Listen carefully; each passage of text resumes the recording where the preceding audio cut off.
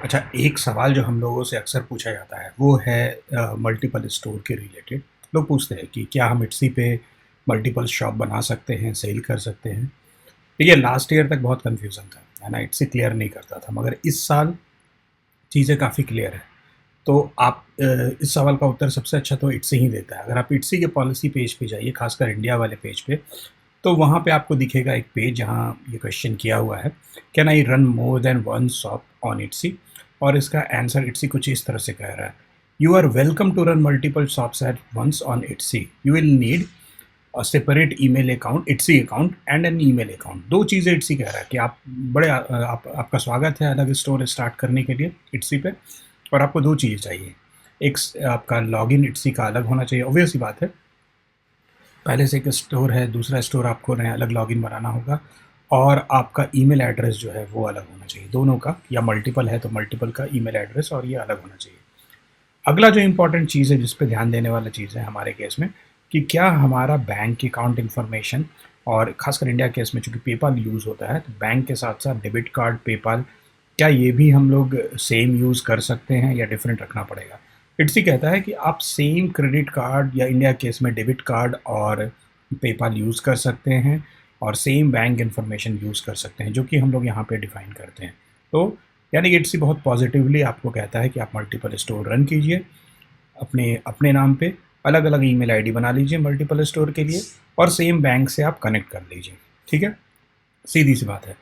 लेकिन यहाँ कंडीशन क्या है, फिर इतनी शिकायतें क्यों सुनने मिलती है, क्यों हमारा स्टोर ब्लॉक होता है?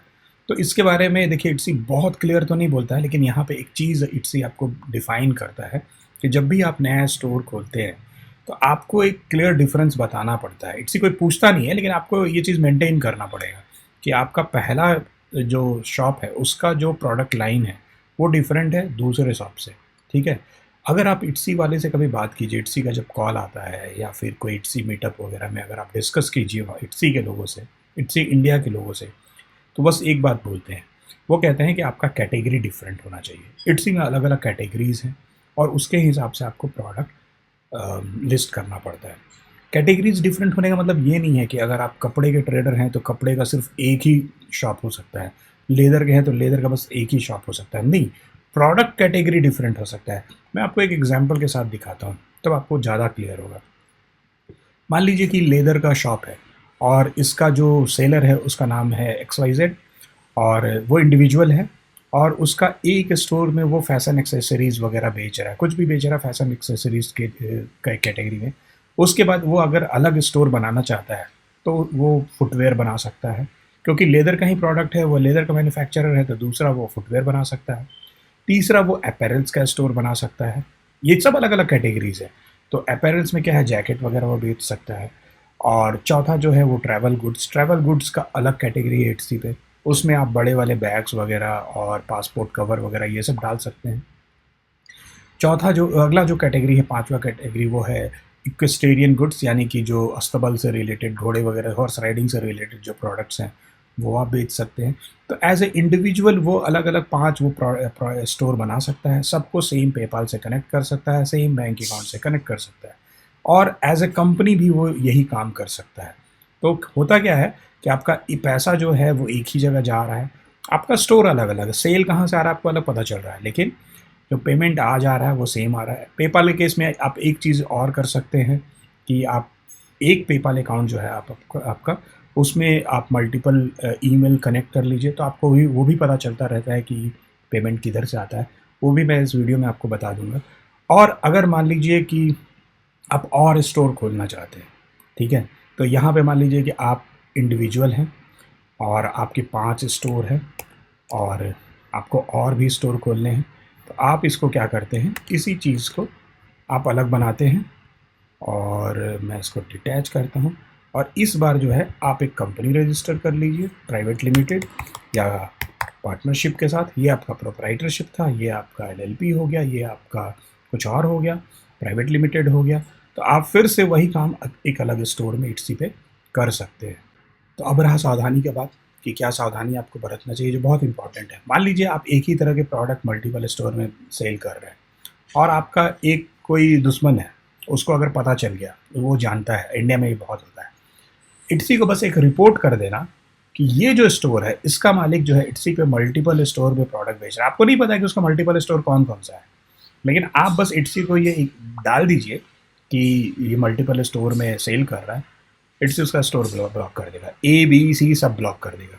तो ज़रूरी है कि आप अलग अलग एंटिटी के तौर पे, अगर आप सेम स्टोर बनाना चाह रहे हैं, बिल्कुल सेम काम करना चाह रहे हैं, जैसे इस केस में आपका 5 स्टोर ऑलरेडी है, 5 और आप बनाना चाह रहे हैं, तो उसको अलग बनाइए, उसको अलग एंटिटी बनाइए। और कभी भी प्रोडक्ट्स एक स्टोर का दूसरे स्टोर के साथ मिक्स मत कीजिए, है ना।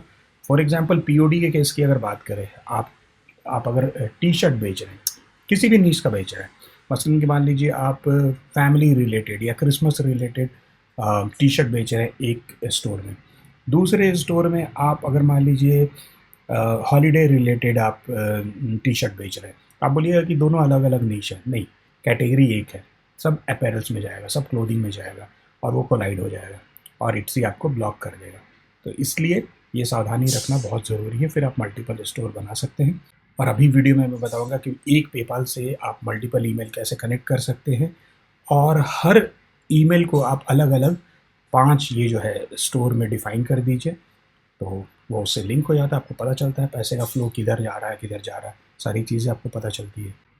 अच्छा, तो पेपाल में मल्टीपल अकाउंट बनाने का जो सबसे अच्छा तरीका है वो है, आप पेपाल में जाइए, अपने एग्जिस्टिंग प्रोफाइल में लॉगिन कीजिए,